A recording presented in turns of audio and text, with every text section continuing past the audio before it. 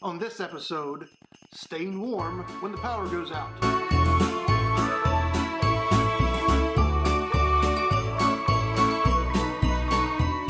Hey everyone, I'm Scott Hughes and this is episode 7 of the Pondering Prepper Show, and today we're going to be talking about how to stay warm during a winter storm without any electricity. Here we are. It's that time of year again when winter storms can swoop in and just start wreaking havoc across the country. It's also that time of year where we can start to experience more power outages than normal. Let's start by saying those that think natural gas is going to save the day, it won't, at least in most cases. Most gas heaters, even gas stoves, require some form of electricity. If your gas heater doesn't require electricity, it may still require some type of power to circulate the warm air. And if your gas stove has like an electric ignition, guess what? It ain't going to light itself. Could, however, I guess in this case anyway, use a lighter or a match to light your electric stove. That would work if those are your circumstances. Let's move on. The first step in staying warm in a power outage is to consider starting a fire. Obviously, you want to use extreme caution here with this due to the chances of smoke inhalation, especially if you don't have a fireplace. You could always bring in your fire pit from the backyard if you have one, bring it inside and start a fire, but again, you're going to really want to focus on ventilation to get that smoke away. Speaking of fireplaces, if you have one or even a wood-burning stove, then you're already in a much better position than most people. If you have either of those options at your disposal, fire them up and enjoy the heat. Again, these options you're going to need to ensure you have adequate ventilation, which really I guess you should have. If either of those were in place before the storm, they should already be, if they're installed correctly, then you should be good to go. Next, if you don't have those things at your disposal, you can go for your candles. You really can never have too many candles. I can't tell you how many we have here. Like, we buy them. Anytime we see them on set, we buy them. You really can never have enough of them. And just when you think you have enough, go and double your supply, because you're going to burn through them quicker than what you think. And of course, they do serve as a dual purpose. Not only do they provide the heat that we're looking for here, but they also provide some light as well. While we're on the topic of candles, something to consider avoiding are those scented candles. I know they smell all good, and they can make your house smell like chocolate chip cookies and snickerdoodles and whatever, and, the ocean and fresh linen. But too often, a lot of these scented ones, if you have too many of them lit in the same area, they really can get to you. They can give you a headache. They can overpower your sense of smell. So just avoid them. Just get your standard no scent candles.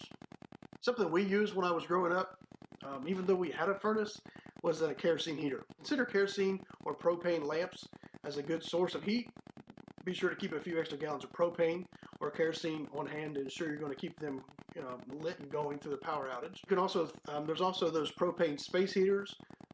These are probably one of the best choices that you can get that are available out there. If you can get your hands on them, get a few of them, enough to heat at least the room that you plan on living in during this outage. The thing with these types of heaters is they do use up a lot of oxygen, so just like the other options we talked about, ventilation is vitally important here. You can also use your gas stove or oven. This is probably the worst of all the options that we're discussing today, so this should be used very sparingly. These can produce a really good amount of heat to keep you and your family warm, but prolonged uses of an oven in a closed house can cause a buildup of carbon monoxide gas, which of course can kill you.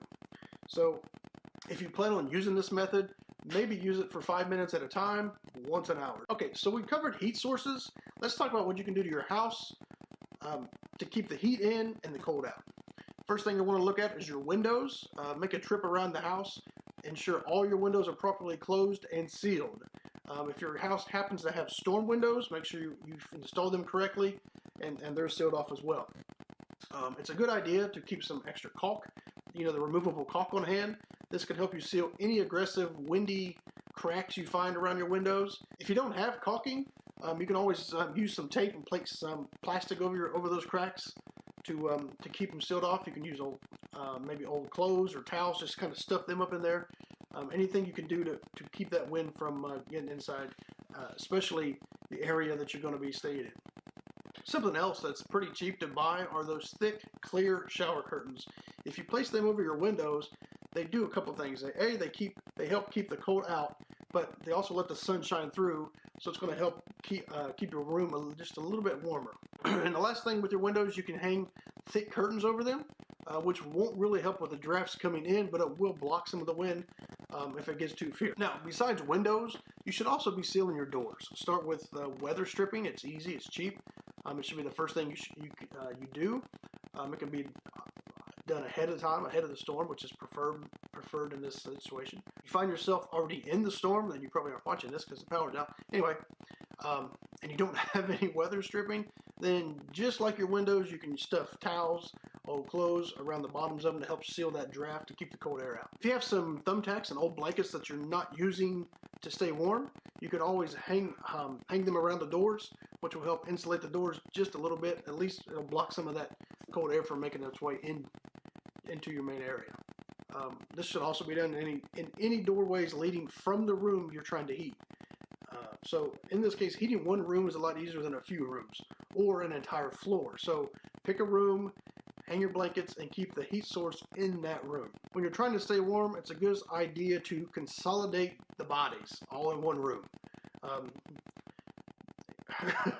That sounds funny. The heat from these bodies will raise the temperature in the room a degree or two. Even doing this, you're going to need to properly close off and seal any unused rooms of the house, and then consolidate all that body heat into one room. If your house has attics, crawl spaces, or basements, you want to make sure they are well insulated. And this, of course, will need to be done beforehand, before the storm hits and before the power goes out. The more we can seal off your home, the better off you're going to be prepared for a winter storm, especially when the power goes out and the temperature starts to drop. If your home has hardwood floors, then keep some extra carpet pieces or area rugs on hand. I guess you can even use a blanket in this case. The hardwood floors, or they don't have to be hardwood, they could be the linoleum or whatever you have there, can make things just a little bit colder. So I know they look nice. I'm a big fan of hardwood floors myself, but in these times, you're going to want to cover them up just to give a little layer of insulation there to keep the heat from entering the room. Okay, so we've covered heat sources and some good ways to insulate your home. Now let's cover you, as in like your body, and what you should do to stay warm. And we're talking layers. Obviously, the first thing to think about is warm clothing. Many of us know the largest amount of heat loss is our head, our fingers, our toes, so you're going to want to keep those covered as much as possible. When you're layering your clothing, it's best to start small and increase the layers gradually. This is especially true with wool and cotton clothing. Start with something like a t-shirt, and then maybe add a long sleeve t-shirt over that, and then maybe a sweater or a sweatshirt over top of that. If you can stand the turtlenecks, they're even better. That's just more skin they can protect up around your neck. I don't like stuff up around my neck, but whatever. If you can stand it, and in extreme circumstances, I'm sure I'd be able to stand it too. You want to make sure you have a good pair of thick socks. At least one good pair. I would recommend having a couple. I've got a few laying around my dresser drawer. I never wear them, but in these kind of circumstances, I absolutely would. They're going to help keep your feet warm. If your feet sweat, especially if you're moving around a lot, then you're going to want to be sure to swap these out as needed. Don't let them get saturated with sweat and keep wearing them, because that's not a good thing to have. Tights are an option for your legs. Even if you're a man, you can benefit from wearing these. They do a great job of trapping warm air against your body and holding it there. You can put the tights on before your jeans or pants or whatever you decide to put on top of that, just as another layer of protection from the cold. If you plan on going outside, gloves are an absolute must. Thick, insulated gloves are the best. When you've reached the limit of what you can put on as far as clothing goes, then you can always add layers of things like blankets if you're still cold. Obviously, the thicker the better when it comes to blankets. And as corny as they may be, those sleeve blankets, the Snuggies, if you remember those from way back, I think that's what they were called. They make a great alternative to standard blankets because they give you that additional coverage of a regular blanket, but with a little bit more mobility to be able to get things with the sleeves. I know they look goofy. I personally don't have any, but I wouldn't rule them out if I needed them. Don't forget sleeping bags as a layer for keeping warm. They make sleeping bags, rated for really extreme weather, so if you have a few of those on hand, you and your family will stay pretty warm wrapped up inside these things. This will raise your internal temperature and keep you a little bit warmer. You don't want to go overboard with this though. No high intensity workouts where you're dripping with sweat, but 10 to 15 minutes of some moderate exercise will warm you up by getting your blood flowing. Okay, a few last things to consider for staying warm during a power outage in a winter storm. Hand warmers can be a great option to keep your hands warm. They don't last forever, but can give you just enough heat to keep you from losing any feeling in your hands. You can put them in your socks and on your feet. They make electric hand warmers now that are charged by like a USB cord.